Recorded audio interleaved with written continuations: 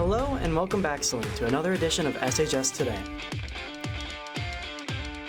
First off, Saturn Allen brings us the latest and greatest segment of Nerd News.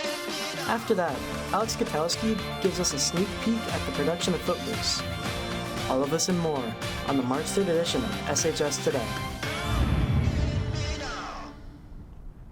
Welcome back, Hornets. We're back with more things we want to tell you about.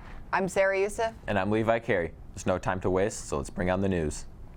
The SAS Historical Drive, a new space recently created at Liberty School, is a collection dedicated towards the safekeeping and display of archived photos, records, yearbooks, and artifacts of Saline's historical past. If you have any old items that you would like to donate, stamp the QR code on screen and see your items featured in the archive. A great way to showcase the history of Saline. Recently, there have been many upcoming projects making a splash that nerds and many more can look forward to. Saturn Allen breaks down the latest releases in the geek world with this edition of Nerd News. It's been some time, Celine, but welcome back to Nerd News. I'm Saturn Allen, and this week we'll touch on some new game info, D&D news, and a fire-breathing turtle. Let's get into it.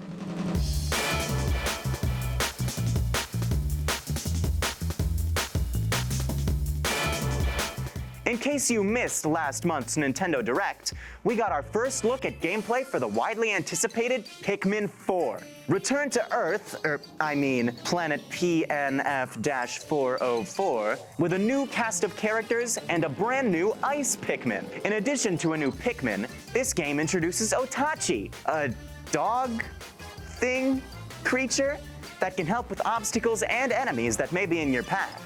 But be careful, something strange happens when the sun goes down. Pikmin 4 lands on Nintendo Switch on July 21st. In other news, the world of D&D is about to change. Earlier this year, a draft of the changes Dungeons & Dragons is making to their OGL, or Open Game License, was leaked. Under the new OGL, the Wizards of the Coast, the creators of D&D, will get a 25% royalty from creators who utilize the OGL to craft their own adventures. While Wizards of the Coast claims to be making improvements due to community backlash, it may be best to switch to Pathfinder for now. And finally, the Guardian of the Universe has returned. Coming to Netflix this year from Kadokawa, Gamera Rebirth brings the titular giant turtle back from a 17-year hiatus in a 6-episode anime series. While previous installments in the Gamera series are, not great. A trilogy of films released in the late 90s, referred to as the Heisei trilogy, are widely considered to be some of the best that the genre has to offer. Here's hoping that Gamera Rebirth follows in its footsteps. That's all for this week's Nerd News. Tune in next month to hear us talk about the release of the Super Mario Bros. Movie. Reporting for SHS Today, I'm Saturn Allen, and we'll see you nerds in the next edition of Nerd News. I'm super excited to see Gamera finally make a return to the big screen. There's definitely new releases for anyone passionate in the world of games and beyond. While we're talking about things we're passionate about, Levi, are you an artist? Well, I do draw in my free time sometimes, but I'm definitely not as talented as those presenting at the Saline Spring Craft Show. The award-winning craft show will be happening on March 18th from 8 a.m. to 3:30 p.m. Tickets are $4 at the door, so come and support your local artists. A lot of times in this show, we attempt to find a play on words to say. I couldn't come up with any of those, but we do have a musical. Alex Gutowski gives us a look at the upcoming show, Footloose.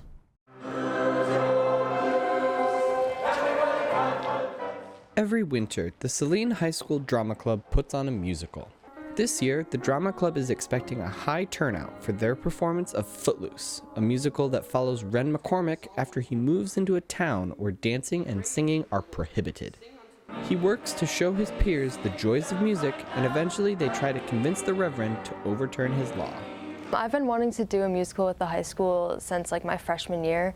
I've been doing musicals since I was really, really young. And I've always had a super fun time with them, with the community and making music with my friends and everything. When I was young, I just didn't have a lot of friends. I was a bit antisocial. So theater it's a lot like pushing you into the deep end. With theater, you get to take more artistic liberties because it's not exactly the same as the movie. You get to change a character into who you think it is. But the process leading up to show week didn't come without challenges for these natural actors. It's definitely been hard because a lot of people, especially in like more lead roles, have been absent for some rehearsals, so it's been hard trying to kind of figure out certain numbers, especially smaller numbers that aren't full cast, that are only like a couple people. It's kind of hard to figure out when some of the lead characters are gone.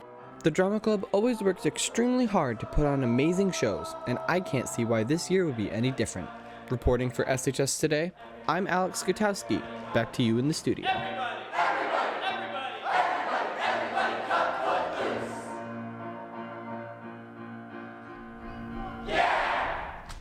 A lot of time was put into this show by the Saline Drama Club, and it shows. Come support them this weekend by coming to see the show tonight and tomorrow at 7:30 p.m. or on Sunday at 2 p.m. in the L&A Ewing Performing Arts Center at Saline High School. Well, Hornets, it's getting late in the school day, and it's time for our show to come to a close. We hope you've enjoyed yourself. I'm Sarah Yousif. And I'm Levi Carey. Before you go, follow us on Instagram and YouTube at Saline Video to see behind-the-scenes content and notifications on show updates. That being said, we're taking next week off for finals, but we'll return the 15th of March with stories about the Foundation for Saline Area Schools, information on military jobs, and a new edition of In the Halls. And as always, have a great week, Hornets.